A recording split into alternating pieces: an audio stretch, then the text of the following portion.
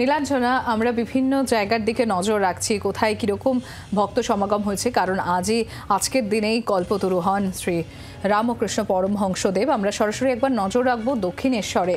আমাদের প্রতিনিধি শুভদীপ রয়েছে। শুভদীপ, কিরকম ছবি এখন দেখতে পাচ্ছ? প্রচুর মানুষ, প্রচুর ভক্তের সমাগম সেখানে।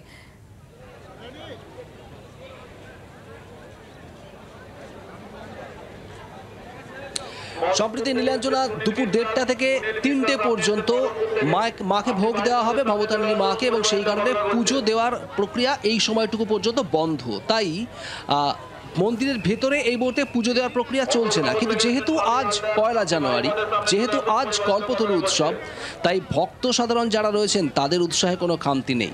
ঘন্টার পর ঘন্টা তারা লাইনে দাঁড়িয়ে অপেক্ষা করছেন। যে ছবি তুমি এই মুহূর্তে দেখতে পাচ্ছ, প্রচুর মানুষ অপেক্ষা করছেন লাইনে। তার কারণ এখন তারা ঢুকতে পারছেন না।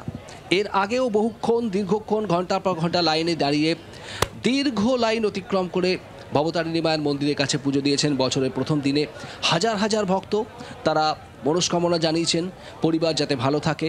শুধুমাত্র এইটুকুই মূলত চাওয়া, আর এই চাওয়াটুকুকে সঙ্গী করেই আরও হাজার হাজার মানুষ তারা এই মুহূর্তে মন্দির চত্বরের ঠিক বাইরের অংশে তারা অপেক্ষা করছেন। তার কারণ এখান থেকে আর এগোতে দেওয়া হচ্ছে না এই মুহূর্তে। নিরাপত্তা বাহিনী, নিরাপত্তারক্ষীরা তারা আটকে দিয়েছেন।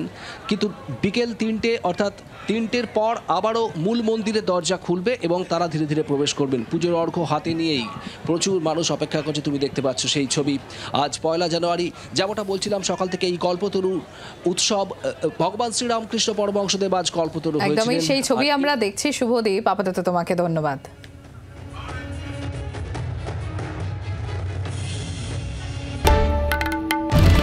বাংলার আওয়াজ, বাঙালির আবেগ, জি 24 ঘন্টা।